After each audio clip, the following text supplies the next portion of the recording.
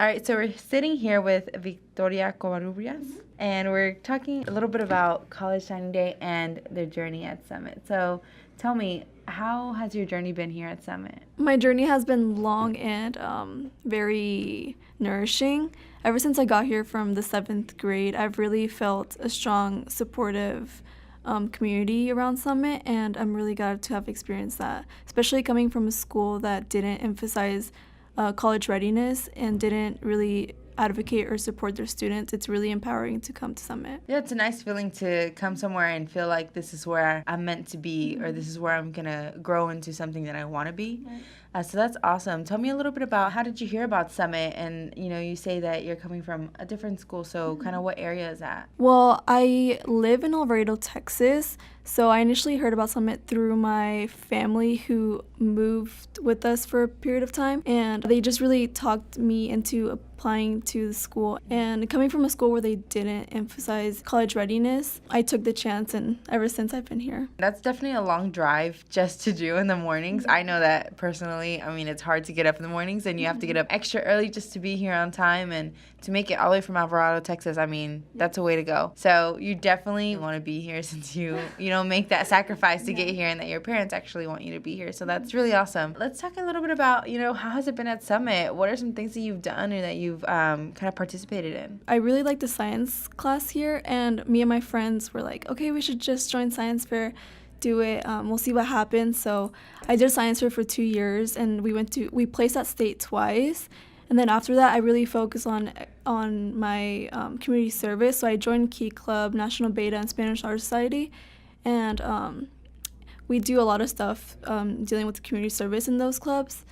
And I also did cheerleading for a while, but because of the long distance driving, it was kind of hard to manage all of that. And then AP classes and other extracurriculars. So like you said, it's about like a 40-minute drive. Mm-hmm. Yeah, so that 40-minute drive really can strain some stuff on you. And then, so you were talking about community service, which is totally awesome. And we see many of our scholars always, participate in community service and giving back to their community. Mm-hmm. Tell me a little bit about, some stuff that you've done in the community and how have you been giving back? The biggest community service project we've done was with National Beta. During the Hurricane Harvey crisis, our school organized a donation, and essentially we got loads of boxes and full of supplies, and we mailed them out to the people affected in Houston and in Puerto Rico. So that was really, really empowering, getting to send out all those boxes, because it wasn't like a couple boxes, it was like hundreds of boxes that we got to send out. And then it was even better when the people received them and they sent us back thank you notes. So getting to see that impact that we made, it was really, really inspiring and empowering. Yeah, it's nice to know that whenever you do something and then you kind of see firsthand that impact that you're making really makes a difference in your community service that you're giving and just in your life, because it makes you feel so much just better that you're actually doing something and it's making a difference in the world. So that's kind of nice. Let's talk a little bit about, school. How's that going? What are some classes that have really stood out for you and have really shaped you as a person? My Spanish literature class. So getting to see the impact of what literature has in the world, especially coming from a teacher who is also a first-generation student and who also faced many obstacles. Not only did the class inspire me, but she inspired me to want to do better and create an impact in other people.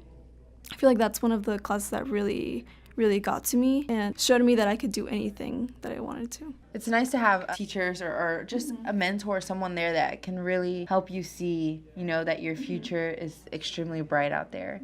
And so you were talking about how you're a first-generation college student, which a lot of us can definitely relate to. So tell me a little bit about that, maybe some struggles that you've kind of already faced or that you've seen coming into this senior year. Neither of my parents went to college, so that right off the bat is a different experience for not only them but me as well, because I don't know how to deal with college application, and then I can't ask them for help, so it's kind of hard.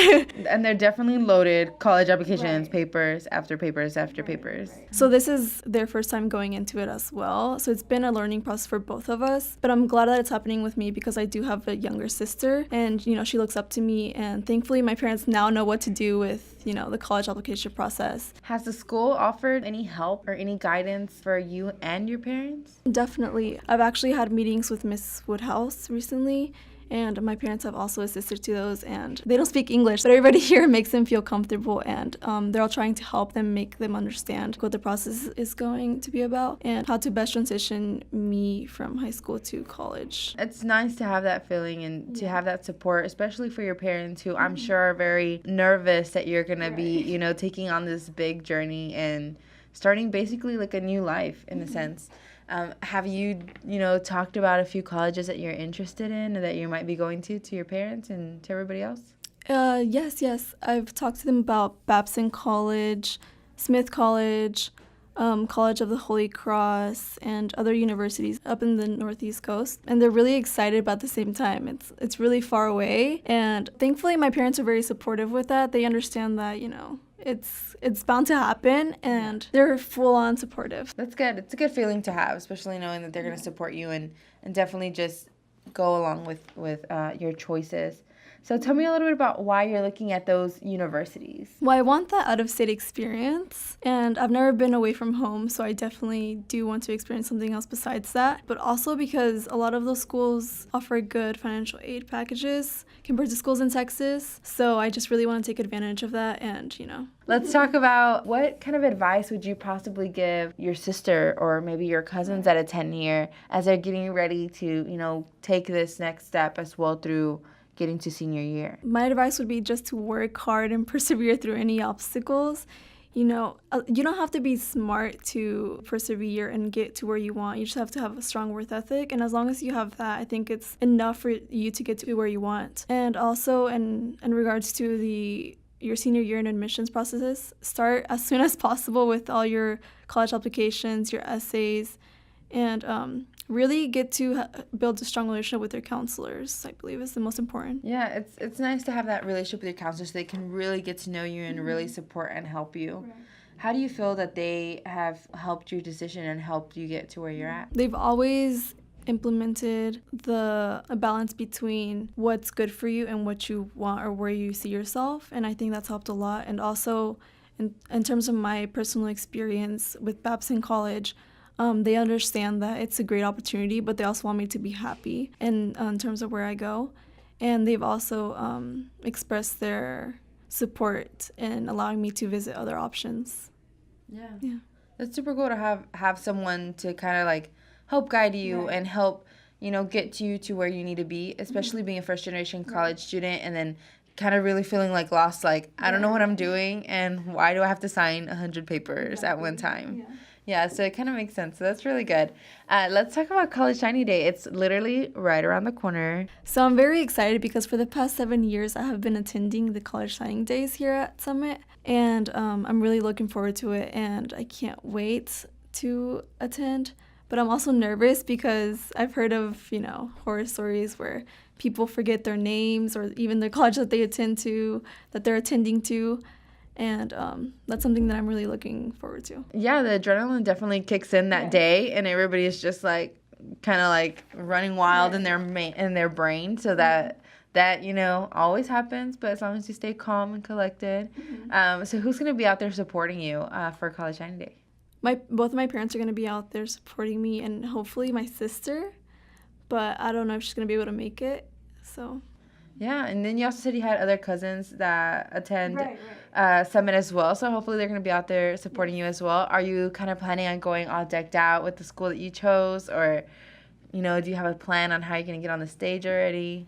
I've actually been thinking about it. I don't know if I should do a hat or a t-shirt because I want something different than what everybody else is going to have, and I'm leaning more towards a hat, but I still have to look for one. So we're really excited to kind of see you cross that stage and be there to cheer you on as well as you decide which college you're going to be going to. So we hope to see you on April 24th.